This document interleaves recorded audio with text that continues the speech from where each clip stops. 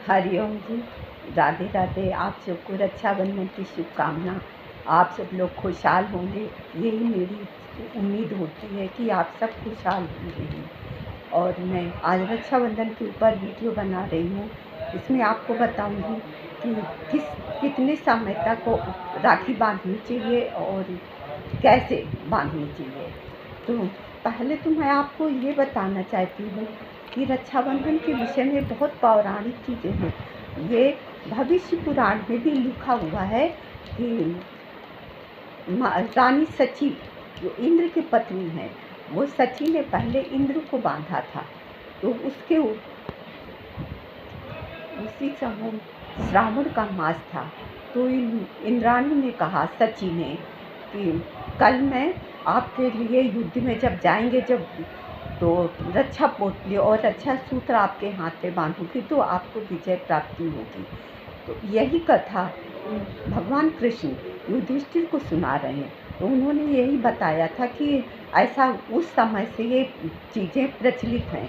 इंद्राणी ने फिर वो पीले कपड़े में पीले चावल और सफ़ेद सरसों रखा था और थोड़ा सोने का टुकड़ा रख करके और मौली से उस बांध दिया था। जो पोटली बन गई थी वो उनके हाथ में बांधी थी, जिससे जाके असुरों से इंद्र ने विजय प्राप्त की। तो आज भी ये प्रथा प्रचलित है कि वे रक्षा पोटली बनाई जाती है। वो पोटली बनाने के बाद इसी तरह बनाई जाती है। पीले टुकड़े में आप थोड़े से राई रखें और थोड़े से चावल रखें पीले उसमें, और राई वो सफ़ेद रखी जाती है। आपको नहीं प्राप्त होती है क्योंकि मुझे भी नहीं मिली है।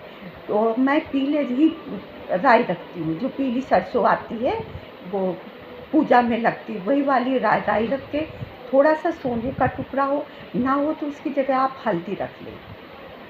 हल्दी रखने के बाद गोमती चक्र रख दें, जैसा बहुत लोग कुछ बताते हैं, मगर उसमें ऐसा ही चीज़ें ये लिखी हुई हैं कि उसके कपड़े को बांध के और कलावे से बांध दें। तो आप हाथ में ना बांध सकें, नहीं आज शोभा दे अच्छा लगेगा तो आज के बच्चे नहीं बांधेंगे, तो आप भगवान के मंदिर में रख दीजिए और वो साल भर रखी रहने दो। अगले साल जब पूर्णिमा आए त्यौहार तो दूसरी बना के वहाँ रख दो और पिछली वाली निकाल के उसे जल में प्रवाहित कर दो। ऐसा किया जाता है।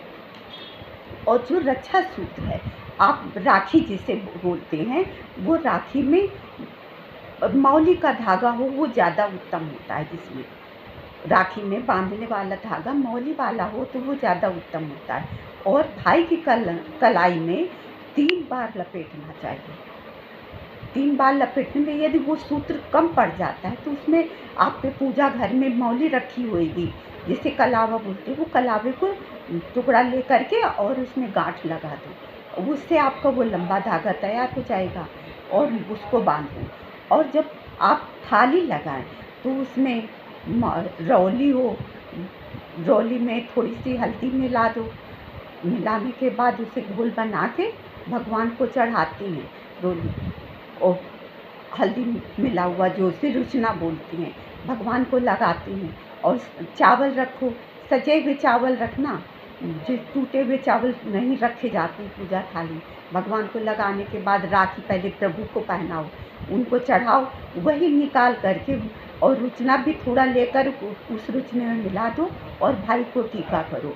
जहाँ बैठा लो उस जगह पे आप पाटा डाल के पहले चौक डालो, फिर पाटा डालो, दीपक जलाओ, कलश रखो, फिर वहाँ भाई को अपने बैठा लो। बैठाने के बाद आप टीका करो, राखी बांधो। राखी बांधने के बाद उसके आरती उतारो। ये सारी चीज़ें करते हैं। और सिर खुला नहीं होना चाहिए, सिर पे रुमाल रखो, कोई कपड़ा रखो, कोई भी चीज़ हो जो सिर के ऊपर रख लेना चाहिए और आशीर्वाद दो।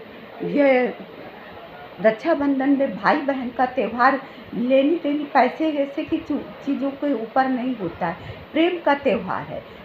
मेन चीज़ होती है मानसिकता आपकी कैसी हमारे भाई की रक्षा हो। और ज़्यादातर बहनें अपने भाई के लिए ज़्यादा प्रेम स्नेह रखती हैं, वो उनकी रक्षा की हमेशा ही कामना करती रहती हैं। हरिओम, राधे राधे। फिर मिलेंगे। बंधन।